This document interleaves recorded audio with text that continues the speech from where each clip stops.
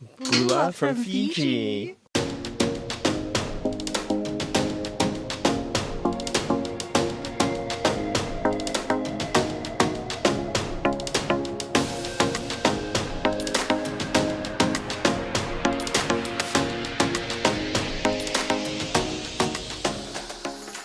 Fiji is such an incredible place to visit. The sheer amount of beaches, wildlife, and tropical plants is unreal, but to get here, we first had to take a 5-hour flight from Toronto to Vancouver. During our layover, we decided to check out the Bloedel Conservatory, which is a glass dome-like structure where they have a variety of tropical plants, flowers, and birds. They opened in 1969, and the donor wanted people to better appreciate and understand the world of plants. We saw a flower called the lollipop with these cute little petals sticking out. We also saw a vibrant purpley pink plant called the Acnema blue tango, which we learned is a direct relative of pineapple.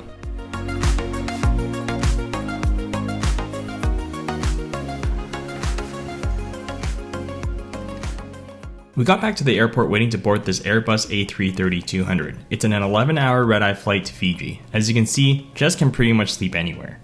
One eternity later. We landed in Fiji and immediately got hit with 75% humidity. After we got through customs, we waited in the domestic terminal for our final destination, Taveuni.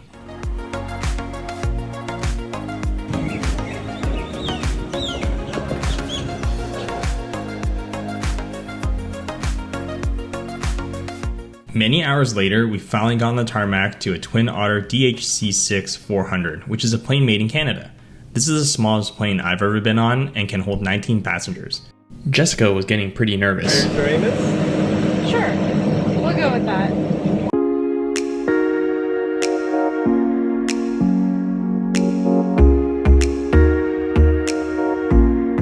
Our flight from Nadi to Taveuni took an hour and 25 minutes, and a short ride later arrived at the Vakanananu Retreat, where we'll be calling our home for the next 4 nights. Our retreat is stunning. We're welcomed by fresh fruit and a view overlooking the garden and ocean breeze.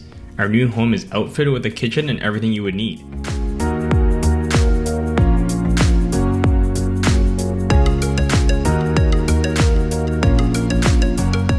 We had a quick dinner, shower, and desperately went to bed to recover. The next day. The sun is about to rise, and we have our local guide Bubba picking us up at 6 a.m. to look for birds, especially the 2 endemic birds, the orange dove and the silktail. On our way to Bouma Falls, we saw this beautiful Pacific kingfisher resting on top of a banana leaf. We'll be hiking to all 3 falls, hoping to get a glimpse of the orange dove and the silktail along the way. But if you come empty-handed, we'll at least get to see the waterfalls. As we walked through the rainforest, the humidity was unreal. The amount of sweat accumulating on my shirt could probably fill a cup, but we quickly got to the first waterfall, and to our surprise, we're the first one there. We reached the lookout point, hoping to get that epic waterfall shot with the drone, but the drone didn't work. No! God, please, no! No! No! No! We decided to go past the second waterfall to see if we could catch a glimpse of these birds in the morning. We could hear them, but couldn't see them. We didn't see any birds as we arrived to the third waterfall, so we enjoyed our view and had a little lunch break. As we're heading back to see the second waterfall, we kept our eyes and ears open. Shortly upon our descent, Bubba heard a familiar call. Jess took out her binoculars and we managed to spot the silktail. And not one, but 2 of them. They got closer and we could clearly see the silky white lower back, confirming our find. Now we're on the hunt for the orange dove. As we're walking through the forest, we spotted 2 azure-crested flycatcher, but no orange dove in sight.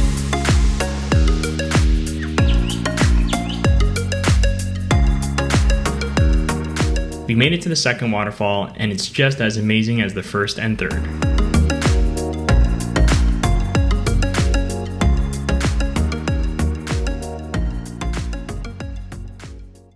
The next day. It's very hot and humid, and yeah, lots of cool rainforest.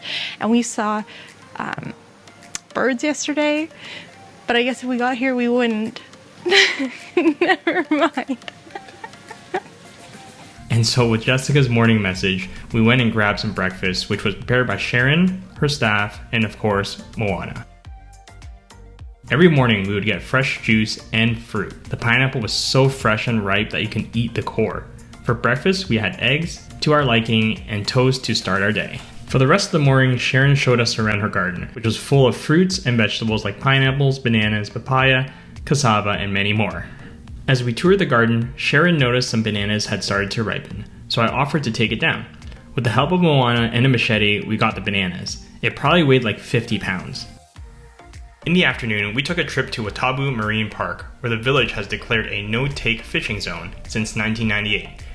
This conservation effort has paid off, creating a healthy and abundant reef sanctuary, where the local guide took us snorkeling.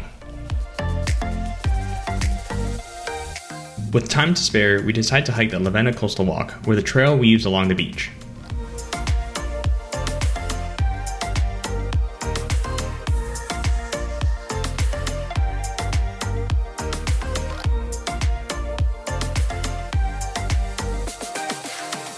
At the end of the trail, you're welcomed by a waterfall that rewards you with a second waterfall if you swim into the grotto.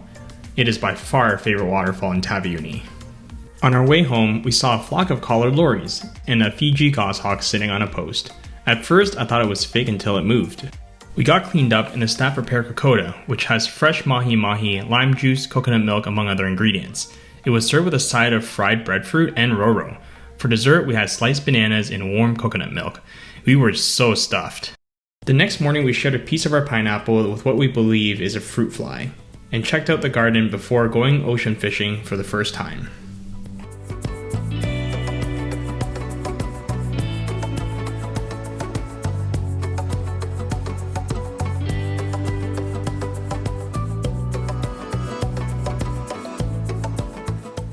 We've been trolling for a couple of hours and didn't get a bite, but we couldn't believe our eyes when we saw a pod of dolphins. It totally made our day. So another hour had gone by, but we managed to get a barracuda, but Bubba had a vision of me catching this mahi-mahi. After many hours in the water, we only brought home a barracuda, but nonetheless we had a great time. Our time in Taveuni unfortunately had come to an end. We had our last meal and the staff sang us their goodbye song as we headed to the airport.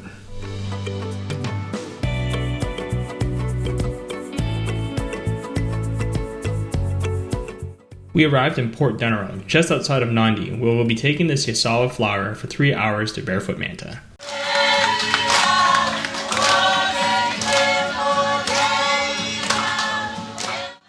Barefoot Manta is probably best known for manta rays and having the best snorkeling experience in Fiji.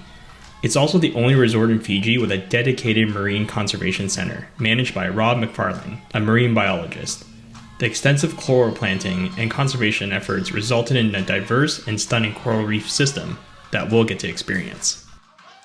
The resort has accommodations on Sunset and Sunrise Beach. We started our adventure on Sunset Beach, where you could walk from your birra to the beach.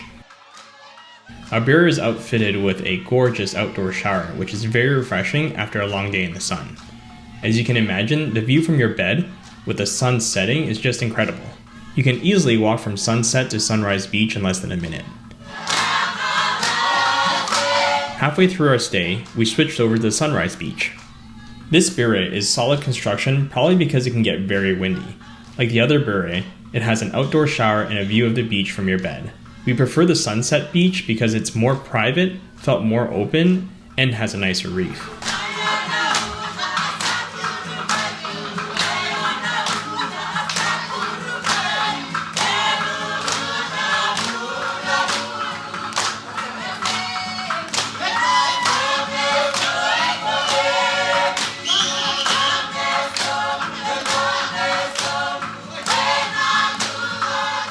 The next morning after we arrived, the staff at 6 a.m. was hammering away on this wooden drum, running around screaming, "Manta Ray! Manta Ray!" Well, in a daze, we quickly got up, put on swimsuits so they can take you to this channel where the manta rays feed. So the current in this channel can be strong, so the idea is you swim in a line and drift past the manta rays. You can get back on the boat and do this multiple times, and they discourage you from swimming towards or with them, as it can scare them off. It is just fascinating watching them eat. 2 days later. We decided to check out the manta rays again. This time we saw 4 of them. One was completely black, which is quite rare outside of Fiji. We couldn't believe their size and how close they got to us. The locals started to prepare an authentic dinner for Fiji Night, and guests could participate in a traditional Fijian kava ceremony. Kava is a root plant that gets crushed and strained with water. This national drink is mildly narcotic and a sedative that gives a numbing feeling around the mouth, lips, and tongue. The evening went on with dancing, singing, and of course dinner.